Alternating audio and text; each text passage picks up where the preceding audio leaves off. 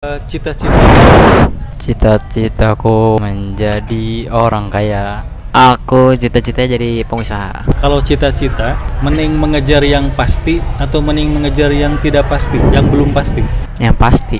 Cita-cita nih jadi pengusaha, pasti nggak jadi pengusaha?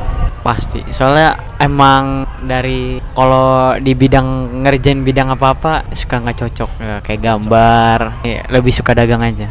Cita-citanya pengen jadi orang kaya, pasti nggak jadi orang kaya? Pasti. Kenapa pasti?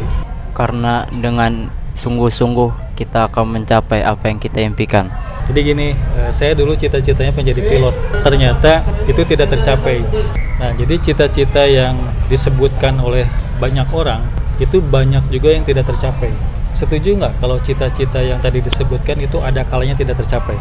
Setuju. Karena Allah punya jalannya masing-masing. Jadi kita nggak tahu kapan kita harus diluruskan kepada jalannya dan kapan kita harus dibelokkan kepada jalannya. Setuju sih. Kenapa? Mungkin karena ada suatu peristiwa atau mungkin ada kejadian yang bikin dia merubah arah. Nah, tadi kan saya nanya nih, cita-cita itu mending mengejar yang pasti atau yang tidak. Nah, ketika tadi kalian setuju bahwa cita-cita itu ada yang tidak tercapai, artinya cita-cita kita itu tidak pasti. Benar nggak? Iya, benar. Lalu, apa sih cita-cita yang pasti? Jadi orang kaya. Jadi orang bermanfaat. Jadi orang baik untuk sekitar. Tapi kalau jadi orang baik doang, itu bisa jadi tidak akan jadi orang kaya. Gimana dong? Jadi tidak konsisten nih cita-citanya nih. Cita-cita terus pasti konsisten. Tapi dengan kebaikan kita ada saja jalan yang tidak disangka-sangka. Min haitsu la yahtasib. Walaupun tidak jadi orang kaya nggak apa-apa. Nggak apa-apa. Walaupun tidak jadi tidak jadi pengusaha tapi bermanfaat nggak apa-apa. Nggak apa-apa. Yakin? Yang penting pahala jalan terus. Umur saya itu kan lebih muda dari kalian ya. Lebih tua dari kalian ya.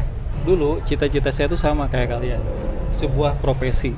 Ternyata setelah saya menjalani proses, menjalani umur, ternyata saya baru paham bahwa cita-cita itu bukan profesi. Kenapa? Karena tidak pasti. Lalu apa sih yang pasti? Ternyata cita-cita yang pasti adalah mempersiapkan kematian. Jadi kalau ditanya yang sudah jadi dokter, kan dia pun pengen jadi orang baik. Kenapa? Karena biar dia tuh ketika meninggal, dia masuk surga. Presiden pun sama. Dia pengen masuk surga. Semua pengen masuk surga. Artinya apa? Apapun yang kita kerjakan, itu sebenarnya adalah mempersiapkan kematian. Setuju. Karena ya itu kita balik lagi nanti juga ke Allah. Kita pasti bakal balik lagi ke Allah. Sekarang saya tanya Karim, cita-citanya apa? Mempersiapkan Siapa apa? kematian. Setuju ya? Oke, deal. Cita-citanya apa, Mel? Jadi orang baik. Orang baik. Kenapa jadi orang baik? Untuk mempersiapkan amal baik ketika nanti di alam kubur.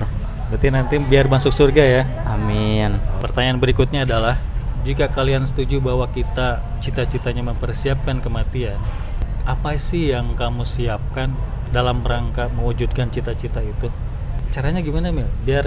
Biar kita di dunia ini, hak kita sebagai manusia di dunia dapat, kematian kita pun dipersiapkan lebih baik. Teknisnya bagaimana?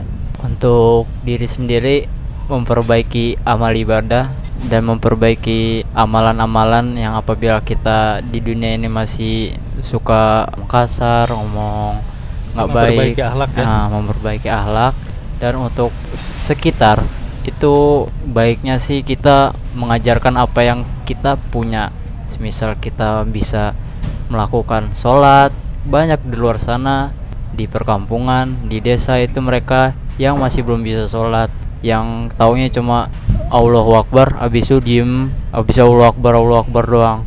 Gimana nih teknisnya?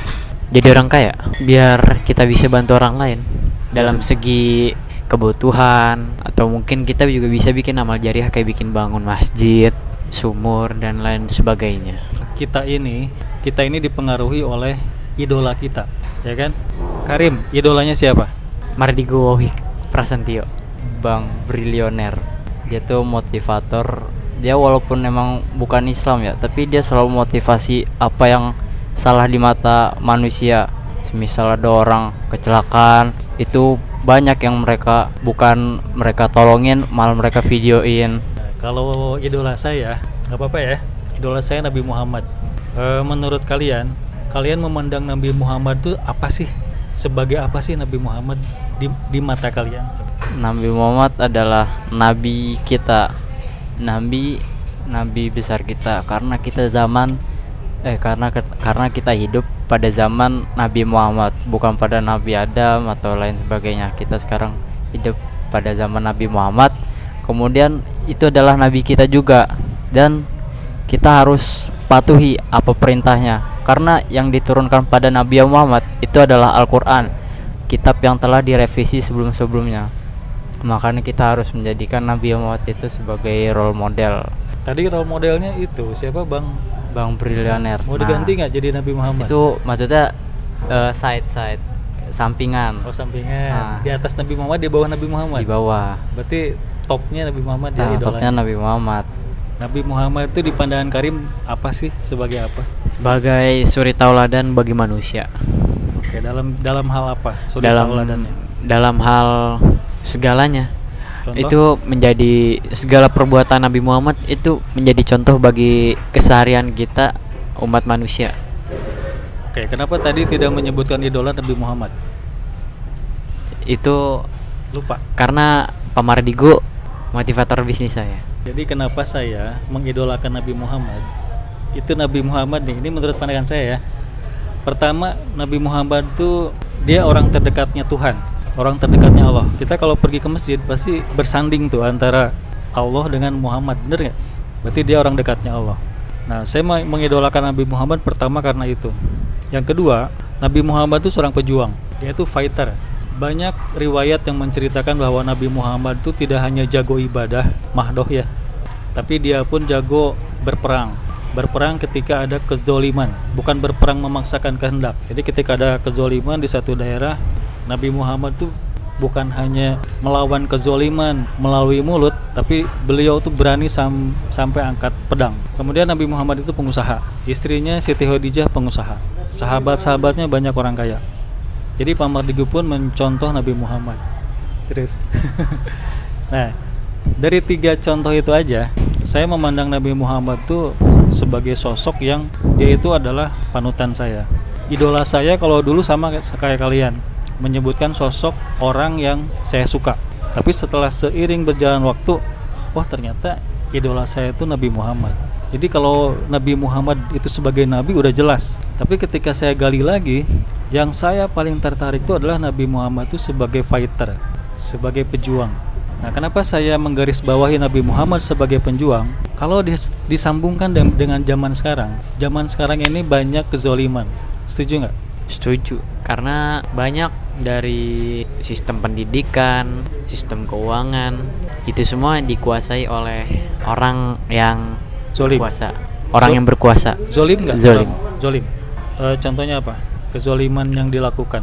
Mata uang yang sekarang, Masalah uang, korupsi, inflasi, dan lain. kolusi, nepotisme ya. Iya, Kenapa setuju Nabi Muhammad disebut fighter? Karena memang Nabi Muhammad ini gak pernah yang namanya ada kata nyerah. Ketika Nabi Muhammad itu dia lagi hijrah, dia sempat mereka ada warga itu dia dilempari batu Nabi Muhammad ini. Habis itu malaikat Jibril itu tuh bilang ke Nabi Muhammad, tundukkan teteskan darahmu ke tanah supaya aku akan balikan gunung Jabal ini. Nah, habis itu kemudian Muhammad menengadahkan kepalanya ke atas supaya malaikat tidak melempar gunung Jabal Jadi, itu. Melarang ya. Iya. Melarang malaikat untuk membalaskan sakit hatinya Nabi Muhammad. Sifatnya itulah yang sifat sabarnya itu yang Berarti Nabi Muhammad itu alaknya top ya. Kalian pengen jadi orang biasa atau orang tidak biasa? orang tidak biasa. Kenapa? Karena kalau saya lihat dari masyarakat, pasti orang tidak biasa ini pasti lebih bukan dipandang ya, maksudnya lebih di approve di masyarakat. Masyarakat tuh lebih menerima kita. Mending jadi orang biasa atau orang tidak biasa? luar biasa.